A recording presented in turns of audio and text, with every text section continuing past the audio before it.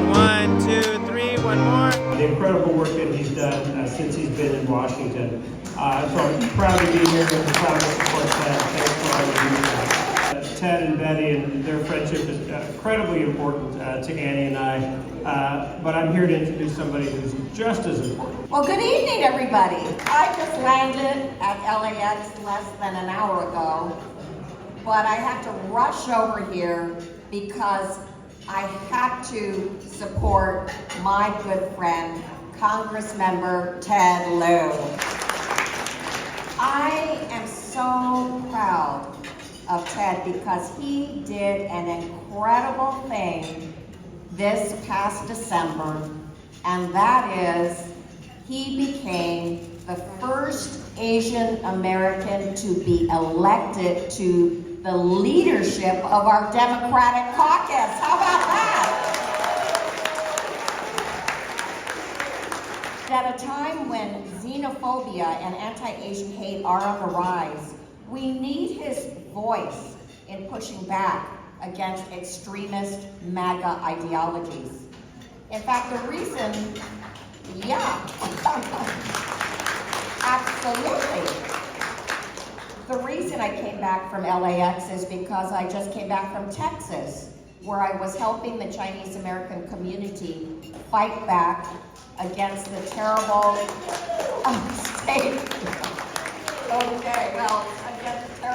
state legislation that would bar any Chinese person from China who is here and is dual citizen, legal permanent resident, visa holder, green card holder, is legally here, would bar any of those persons from buying land in Texas. We have to fight this. This may sound far out, but actually the governor of Texas has already said he would sign it. Wow. The truth is that these type of land bills do nothing for our national or economic security and only serve as the latest example of a historical pattern of Red Scare tactics and shameful anti-Asian fear-mongering and discrimination against our communities. We need Ted Lieu because we know he will be an important voice for our diverse and immigrant communities against this hateful rhetoric. Don't you think?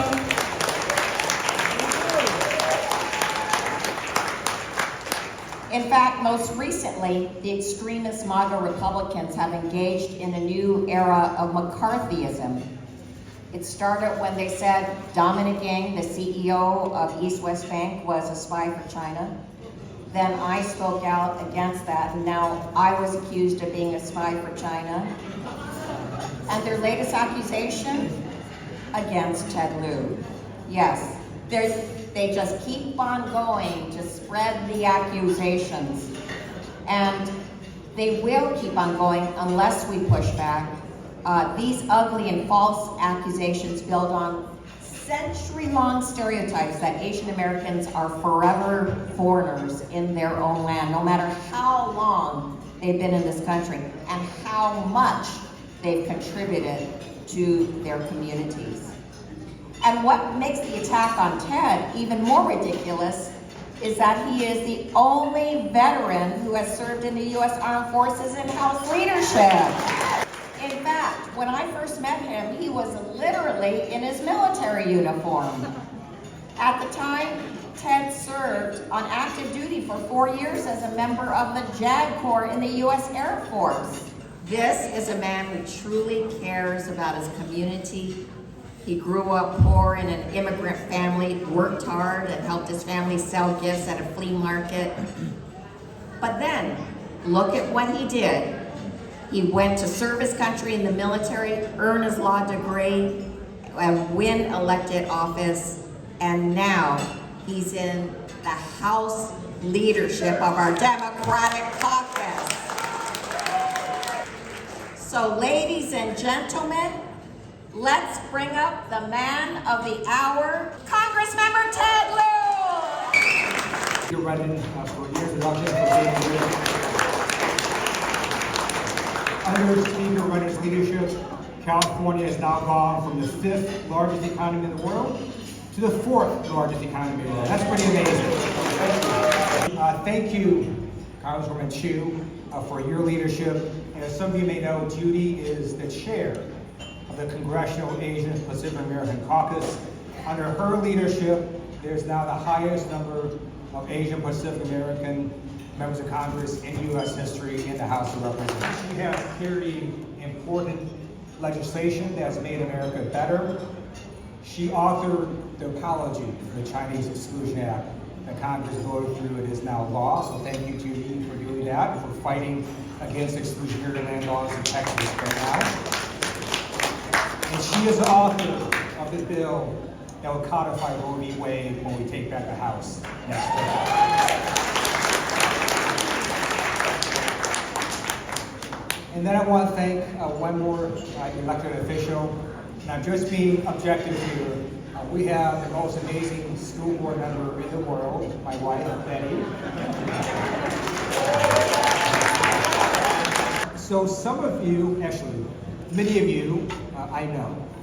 Some of you are meeting for the first time. So I'm going to share with you a little bit about my story, and then I'm going to talk about 3 topics. First will be legislation that we've done in Washington, D.C., and give you an update. Second will be on artificial intelligence. And then third will be about Asian Pacific American community. My parents would go to flea markets and sell gifts to make ends meet. They worked hard, and over many years they were able to open one gift and jewelry store in a shopping center. And then they continued to work hard 7 days a week, and they were able to open one store in a shopping mall.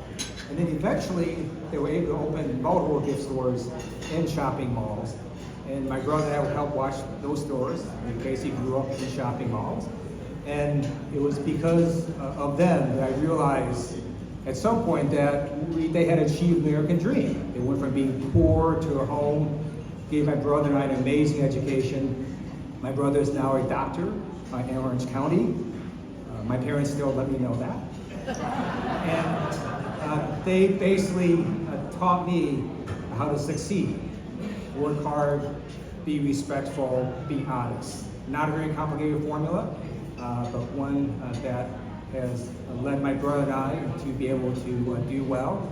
And so my parents, George and Carrie Liu, and my brother John Liu are here tonight, so I'd like them to rise and stand up.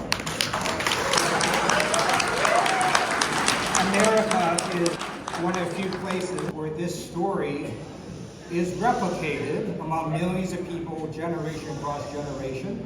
It's one reason I joined the U.S. Air Force in active duty. One reason I stayed in the reserves for additional 21 years. And it's one reason I'm in politics. Make sure that this dream remains open for people who want to work hard and succeed. After the Air Force, I'm also, by the way, a lawyer. I did law, private practice for about 5 years. And then I was elected to Duan City Council, got elected to the California State Assembly with, by the way, the help of Judy Chu. And she was one of my biggest supporters, Congresswoman Chu, who, as some of you may know, is the first Chinese American woman to serve in the United States Congress. So thank you.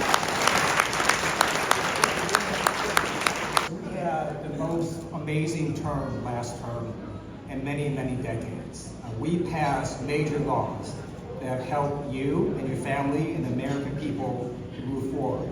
And then we followed that up with the infrastructure law that's going to rebuild your roads and bridges and highways, take lead out of your water pipes, and put broadband internet everywhere, from rural areas to inner cities to suburbs and everywhere in between. And then we followed that up with the Chips and Science Act that's going to bring high-tech manufacturing back to the United States. And then we followed that up with the Inflation Reduction Act, which is going to help reduce the deficit. By the way, last term, the deficit was cut by over $1.7 trillion. And the Inflation Reduction Act has the highest and largest number of climate change projects in world history. That's what happened last term when Democrats were in control. I'm just going to speak as a factual matter as to what has happened this term with Republicans in control. They took the enormous resources of congressional committees and the time and attention of their members of Congress to hold not one, but 2 congressional hearings complaining about Twitter. So that's where they're headed. They also spent time reading the U.S. Constitution on the House floor.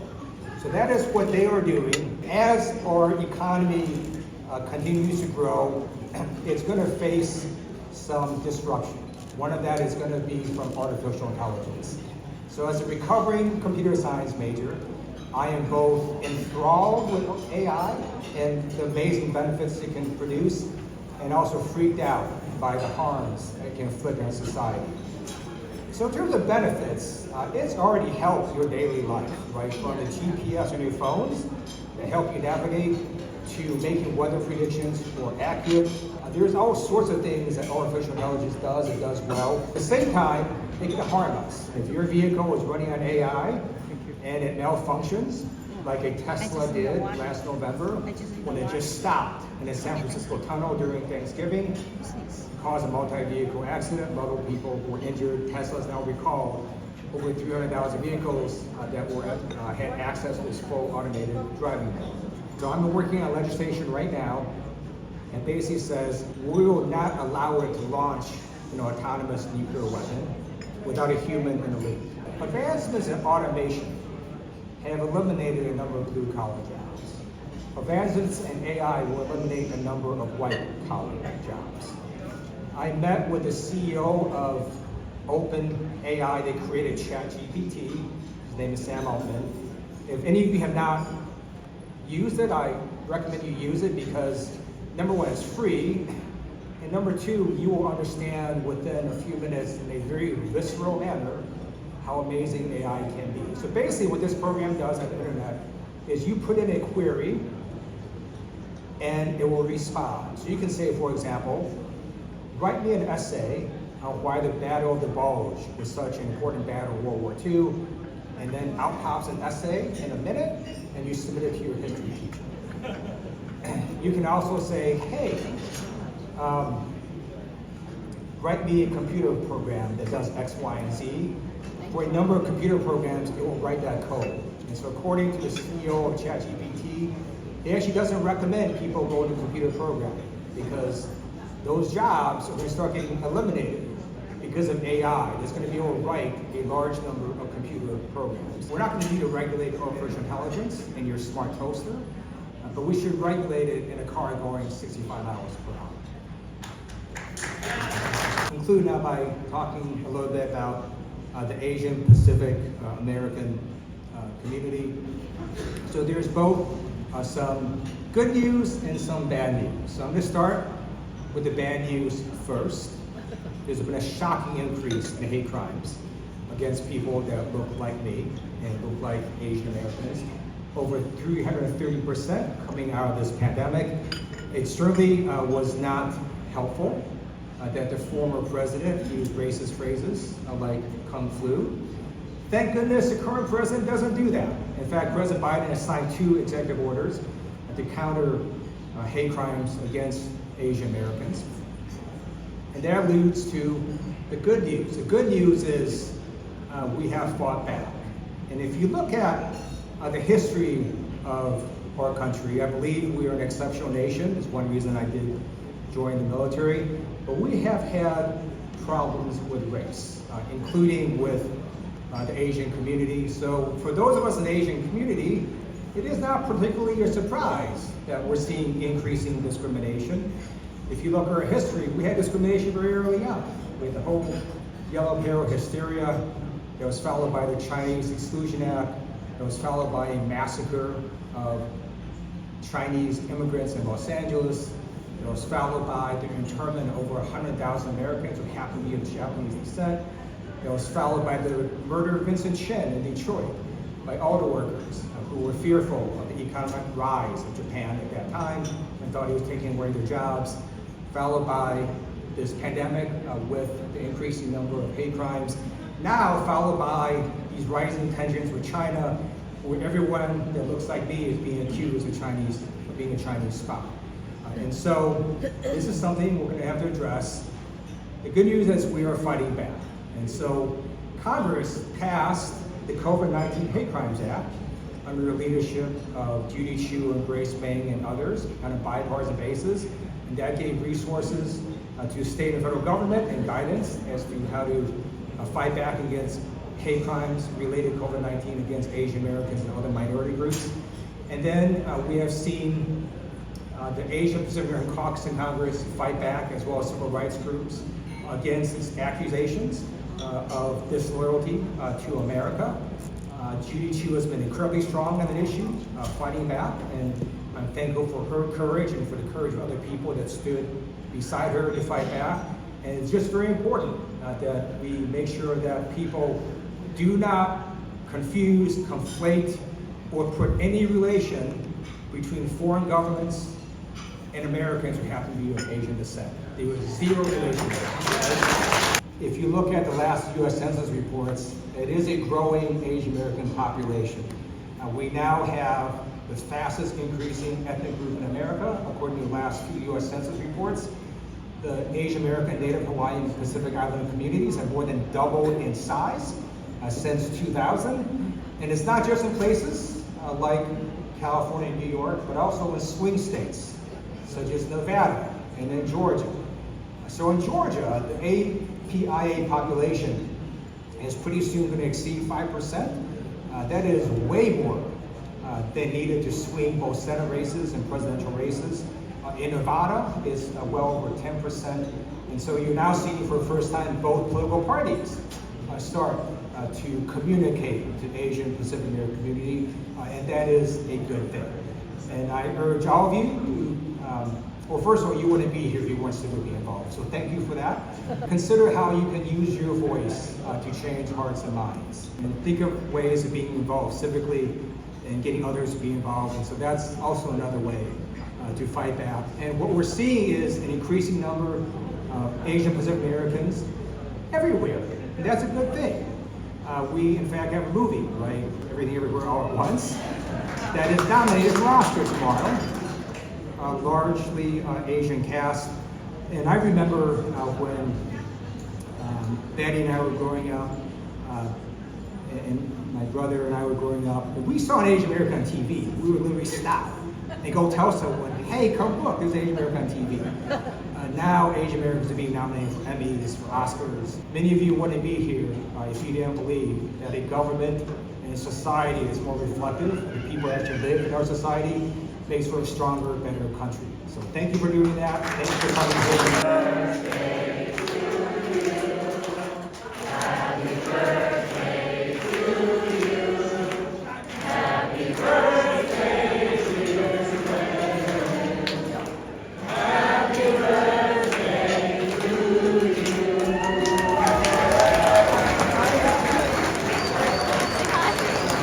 So this is the Congressman's wife. Hi. So I just attended Congressman Ted Lieu's birthday bash. He invited the California speaker to make a speech, and also Congresswoman Judy Chu to make a speech. And both of their talks were so wonderful to listen to and inspiring. Of course, the speech that Congressman Ted Lieu gave was also just so inspiring, inspirational, and I just love seeing the Asian American representation